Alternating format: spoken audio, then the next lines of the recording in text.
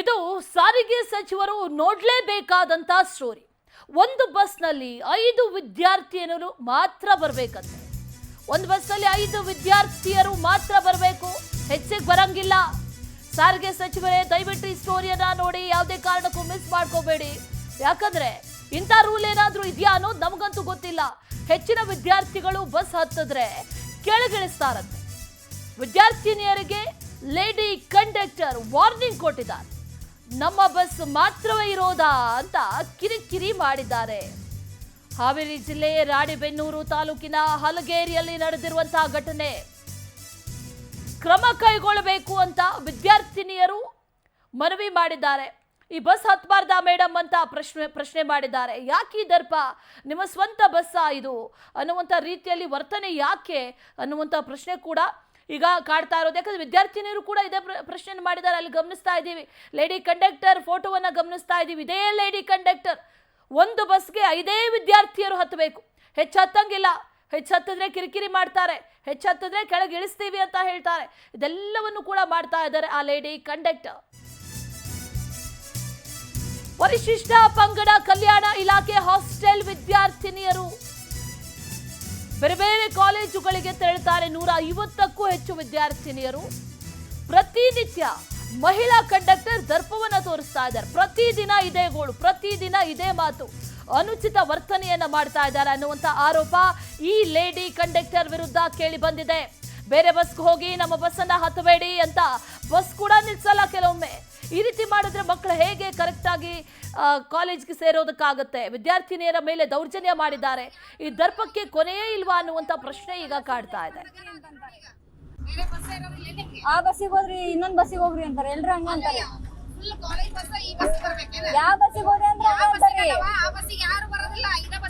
ಕೇಳಿದೆ ಅಂದ್ರೆ ನೀವು ನಮ್ ಬಸ್ಸಿಗೆ ಜಾಸ್ತಿ ಬರ್ತೀರಿ ಅಂತಂತಾರೆ. ಮತ್ತೆ ಯಾವ ಬಸ್ಸಿಗೆ ಹೋಗ್ಬೇಕ್ರಿ? ಆ ಬಸ್ಸಿಂದ ಈ ಬಸ್ಸಿಗೆ, ಈ ಬಸ್ಸಿಂದ ಆ ಬಸ್ಸಿಗೆ. ಎಲ್ಲ ಬಸ್ಸರು ಹಿಂಗ ಅಂತಾರ್ರಿ, ಎಲ್ಲ ಬಸ್ಸರು ಹಿಂಗ ಅಂತಾರ.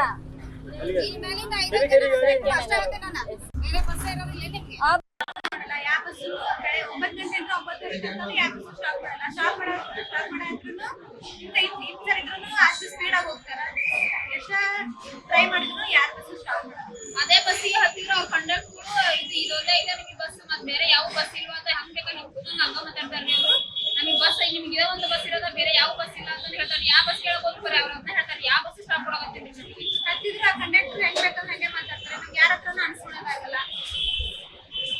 ಸ್ಟಾಪ್ ಮಾಡಲ್ಲ. ಯಾವ ಬಸ್ 9 ಗಂಟೆ ಅಂತ 9:30 ಯಾವ ಬಸ್ ಸ್ಟಾಪ್ ಮಾಡಲ್ಲ. ಸ್ಟಾಪ್ ಮಾಡಿದ್ರು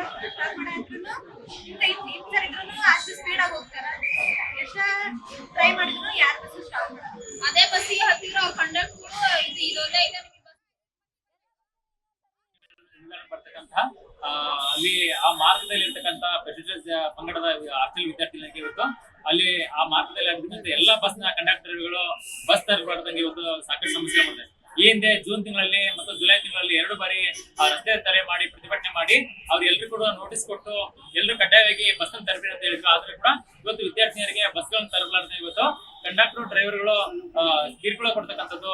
ಮತ್ತೆ ಮಹಿಳಾ ಕಂಡಕ್ಟರ್ ನಿನ್ನೆ K2042070725 ಇರ್ತಕ್ಕಂಥ ಗಾಡಿ ನಂಬರ್ ಕೂಡ ಮಹಿಳಾ ಕಂಡಕ್ಟರ್ ಇವತ್ತು ವಿದ್ಯಾರ್ಥಿನಿಯರ ಅಂತಕ್ಕಂಥ ಮುಖ ನೋಡ್ಲಾರಂತೆ ವಿದ್ಯಾರ್ಥಿನಿಯರಿಗೆ ಅವಚ್ಛೆಗೆ ನಿಂದನೆ ಮಾಡತಕ್ಕಂಥದ್ದು ಮತ್ತು ದರ್ಪ ತೋರ್ತಕ್ಕಂಥದ್ದನ್ನ ಈ ಘಟನೆಯನ್ನ ಭಾರತ ವಿದ್ಯಾರ್ಥಿ ಪರಿಷತ್ SFI ತೀವ್ರ ಖಂಡಿಸ್ತದೆ. ಈ ಕೂಡಲೇ ಆ ಮಾರ್ಗವಾಗಿ ಅಡ್ಡಿರ್ತಕ್ಕಂಥ ಎಲ್ಲಾ ಬಸ್ಗಳನ್ನ KSRTC ಸಂಸ್ಥೆ ಕಡ್ಡಾಯವಾಗಿ ನಿಲ್ಲಿಸಬೇಕು. ಮತ್ತೆ ಯಾವ ವಿದ್ಯಾರ್ಥಿನಿಯರಿಗೆ ಕಂಡಕ್ಟರ್ಗಳು ಕಿರುಕುಳ ಮಾಡ್ತಕ್ಕಂಥ ಮತ್ತಷ್ಟು ಡೀಟೇಲ್ಸ್ ಅನ್ನ ನೀಡ್ತಾರೆ ನಮ್ಮ ಪ್ರತಿನಿಧಿ ವೀರೇಶ್. ದೂರವಾಣಿ ಸಂಪರ್ಕದಲ್ಲಿ ಜಾಯಿನ್ ಆಗ್ತಾ ಇದ್ದಾರೆ. ವೀರೇಶ್, ಗಮನಿಸ್ತಾ ಇದ್ವಿ ಲೇಡಿ ವಾರ್ನಿಂಗ್ ನ ದರ್ಪ, ವಾರ್ನಿಂಗ್ ಎಲ್ಲ ಕೂಡ ಗಮನಿಸ್ತಾ ಇದ್ವಿ.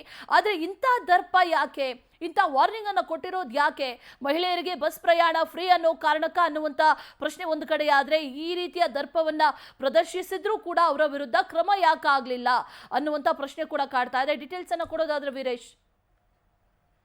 ಅಂದ್ರೆ ಶಕ್ತಿ ಯೋಜನೆ ಪ್ರಾರಂಭವಾದ ದಿನದಿಂದ ಕೂಡ ಸಾಕಷ್ಟು ಬಸ್ ನಲ್ಲಿ ಓಡಾಡ್ತಕ್ಕಂಥ ವಿದ್ಯಾರ್ಥಿಗಳಿಗೆ ಮತ್ತು ವಿದ್ಯಾರ್ಥಿನಿಗಳಿಗೆ ಸಾಕಷ್ಟು ಕಿರಿಕಿರಿ ಆಗ್ತಾ ಇರುವಂತದ್ದು. ಅದರಲ್ಲೂ ಕೂಡ ಹಾವೇರಿ ಜಿಲ್ಲೆಯಲ್ಲಿ ಇಂಥ ಪ್ರಕರಣಗಳು ಪದೇ ಸುಮಾರು 2 ವರ್ಷಗಳಲ್ಲಿ ಸಾಕಷ್ಟು ಇಂಥ ಘಟನೆಗಳು ಸಂಭವಿಸಿರುವಂತದ್ದು. ಒಂದ್ ಕಡೆ ವಿದ್ಯಾರ್ಥಿಗಳು ಬಸ್ ಅನ್ನ ಹತ್ತಿರುವಂತ ಸಂದರ್ಭದಲ್ಲಿ ಕಂಡಕ್ಟರ್ ಮತ್ತು ವಿದ್ಯಾರ್ಥಿಗಳ ನಡುವೆ ಸಾಕಷ್ಟು ವಾಗ್ವಾದ ಮತ್ತೆ ಗಲಾಟೆ ಕೂಡ ಸಾಕಷ್ಟು ದಿನಗಳು ಕೂಡ ನಡೀತಾ ಇದೆ. ನಿನ್ನೆ ಈ ಘಟನೆ ಮತ್ತೊಂದು ತಾಜಾ ಉದಾಹರಣೆ ಅಂತಾನೆ ಹೇಳ್ಬೋದು. ಯಾಕಂದ್ರೆ ವಿದ್ಯಾರ್ಥಿನಿಯರು ಒಂದು ಬಸ್ ಅನ್ನ ಹತ್ತಿದ್ರೆ ಅಲ್ಲಿರ್ತಕ್ಕಂಥ ಕಂಡಕ್ಟರ್ಗಳಿಗೆ ಮತ್ತೆ ಸಿಬ್ಬಂದಿಗಳಿದ್ದಾರೆ ಅವ್ರಿಗೆ ಆ ಟಿಕೆಟ್ ಅನ್ನ ನೀಡಬೇಕಂತ ಶಕ್ತಿ ಯೋಜನೆ ಟಿಕೆಟ್ ನೀಡಬೇಕಂತ ಹೆಚ್ಚು ಟಿಕೆಟ್ ನೀಡಿದ್ರೆ ಅವ್ರಿಗೆ ಕಮಿಷನ್ ಬರುತ್ತೆ. ಹೀಗಾಗಿ ವಿದ್ಯಾರ್ಥಿಗಳು ಹತ್ತಿದ್ರೆ ಅವ್ರಿಗೆ ಕಮಿಷನ್ ಸಿಗೋದಿಲ್ಲ.